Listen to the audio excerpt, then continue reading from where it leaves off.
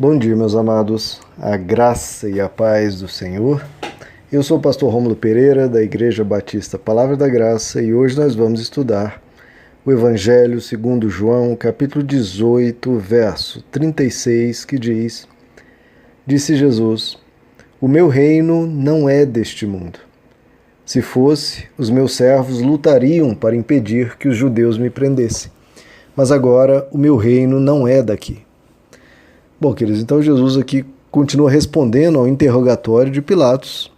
E aqui explica então que o reino dele não é deste mundo. Pilatos não sabia a natureza do reino de Jesus, mas estava sendo acusado, recebeu essa acusação dos líderes judeus de que Jesus pretendia ser rei. E como os romanos dominavam a região, então estavam acusando Jesus de ser uma ameaça ao domínio romano e por isso Pilatos o interroga. Então Pilatos não conhecia a natureza do reino de Jesus, os líderes religiosos judeus também não. Mas o pior é quando os próprios cristãos não sabem a natureza do reino de Jesus. Veja, foi prometido que viria um Messias e ele teria um reinado não apenas abrangente, não apenas enorme, mas invencível. Lá em Daniel capítulo 2, verso 44 diz que nos dias desses reis o Deus do céu levantará um reino que nunca será destruído. E este reino não será deixado para outro povo. Ao contrário, consumirá todos os reinos e tal reino permanecerá para sempre. Isso é repetido em outra visão do profeta Daniel, agora no capítulo 7, que diz: E foi-lhe dado domínio, honra e reino, de modo que todos os povos, nações e línguas lhe serviram. Seu domínio é um domínio eterno, que não passará, e seu reino jamais será destruído. Bom, essas profecias se cumprem perfeitamente em Jesus, cujo reinado já dura 2000 e tantos anos, jamais foi destruído, por mais que tentasse. Nenhum reino, nenhum povo conseguiu suplantá-lo em abrangência ou em duração. Outros reinos passaram, os reinos da época, reino grego, reino romano, tudo isso acabou. Mas o reino de Jesus continua e continuará para sempre. Agora, que tipo de reino é esse? Esse reino prometido que seria enorme e duraria para sempre. Será que seria um reino político? Lá em João capítulo 6, por exemplo, depois de uma multiplicação de pães, a multidão fica em êxtase e procuram tomar Jesus e fazê-lo rei à força. Olha só a comoção da multidão. Iriam pegar Jesus e proclamá-lo rei e iam colocá-lo à força como rei. E Jesus se retira. Porque não queria aquilo para ele. Não era esse o reino que ele propunha. Porque se fosse, para ele seria fácil ajuntar uma multidão grande, como em João capítulo 6 se ajuntou. E Jesus explica, inclusive, aqui para Pilatos: olha, se o meu reino fosse terreno, os meus servos lutariam.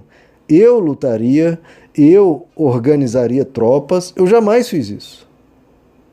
E é engraçado que ao longo da história do cristianismo, muitos lutaram militarmente ou politicamente, achando que estavam prestando um serviço a Cristo e, na verdade, estavam fazendo um grande desserviço para Cristo.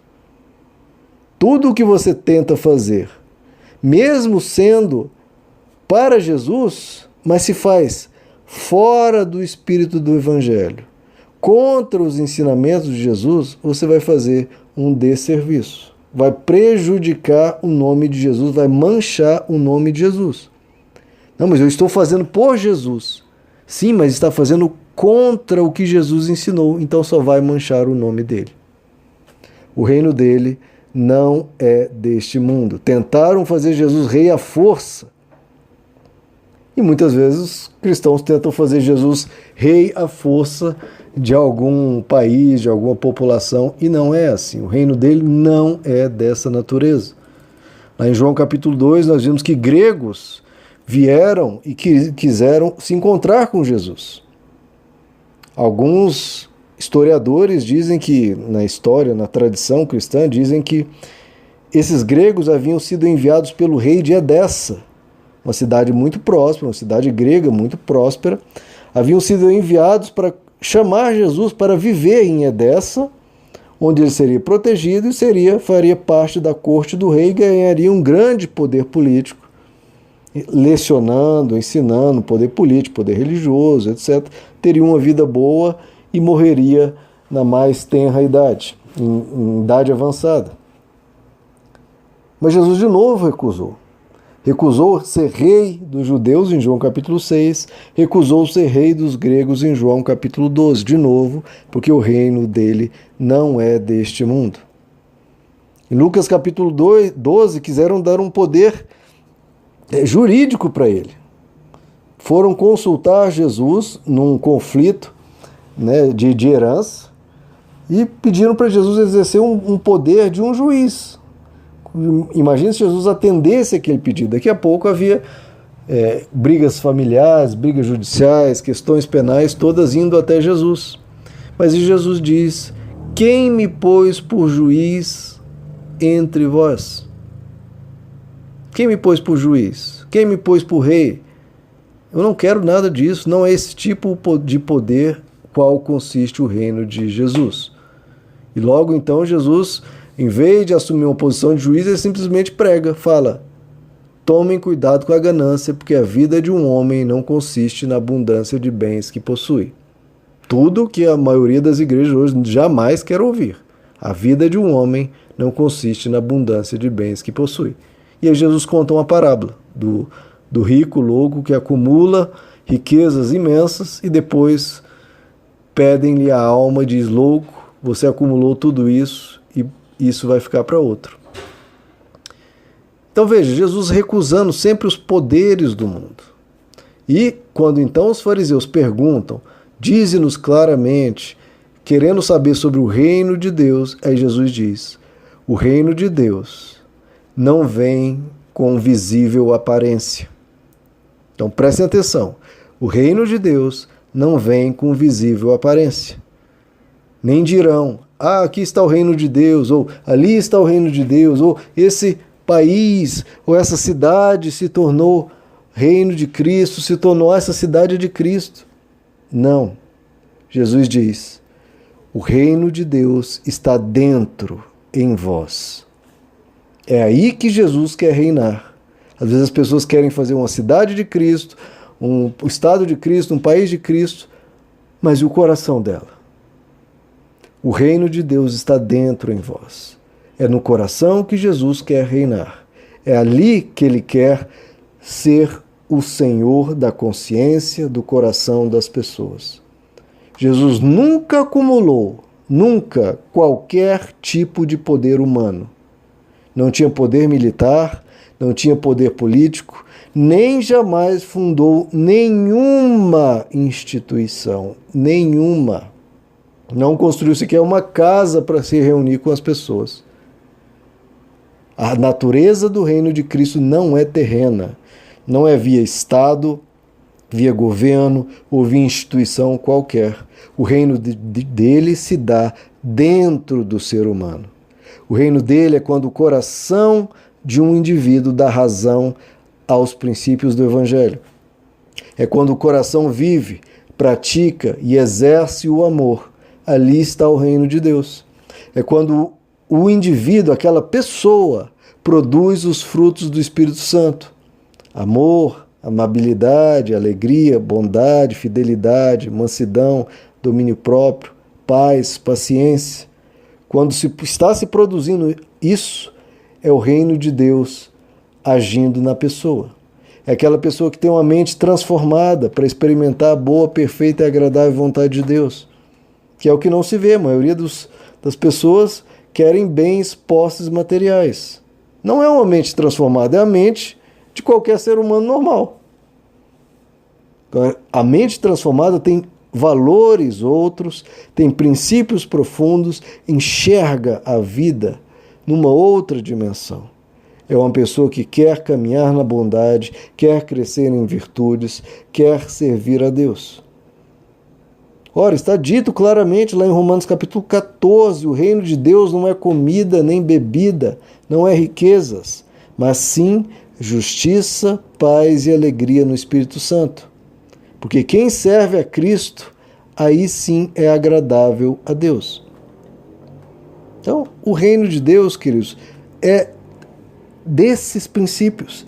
É justiça, é você ser uma pessoa boa, uma pessoa justa, uma pessoa correta. É paz, ou seja, em vez de barraco, de ofensas, de xingamento, de humilhação, você promove a paz, você reconcilia as pessoas, você gera harmonia nos lugares onde você vai e alegria no Espírito Santo, ou seja, você é uma pessoa que celebra a vida, desfruta a vida e transmite alegria para as outras pessoas. Aí você é reino de Deus. O reino de Deus é dentro em vós.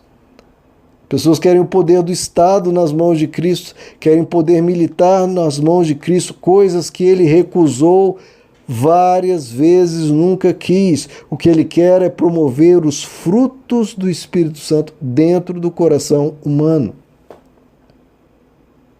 Colossenses capítulo 1, ele nos diz, ele nos tirou do domínio das trevas, então ele está nos tirando desse reino e nos transportou para o reino do Filho do seu amor.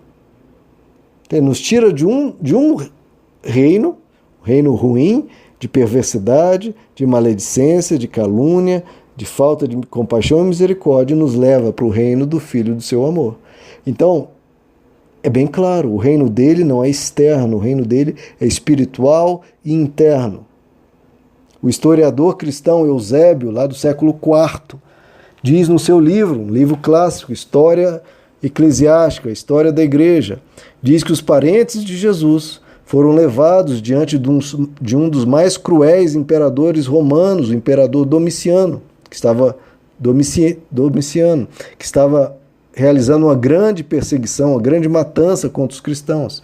E ele pergunta àqueles parentes de Jesus, alguns parentes ainda vivos, pergunta qual é a natureza do reino de Jesus.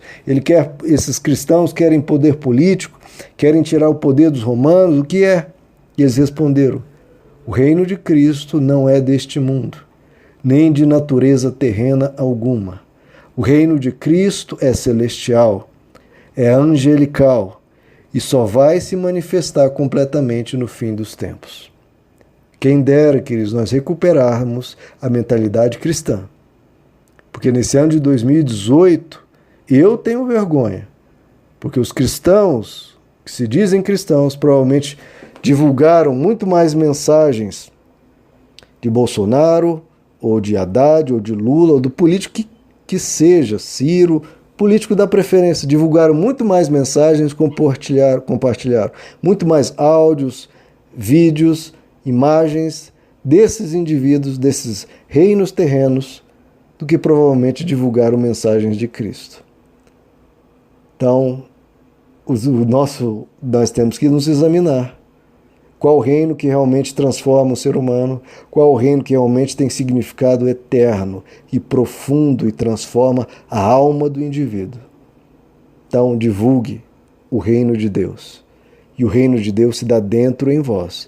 E a principal divulgação é o seu testemunho do tipo de pessoa que você é, de como você trata as pessoas, de como você fala com as pessoas, de como você ajuda, cuida das pessoas e ama as pessoas. Seja um testemunho do reino de Cristo. Deixe Cristo reinar no seu coração. Meus amados, que Deus lhes abençoe. A graça e a paz do Senhor.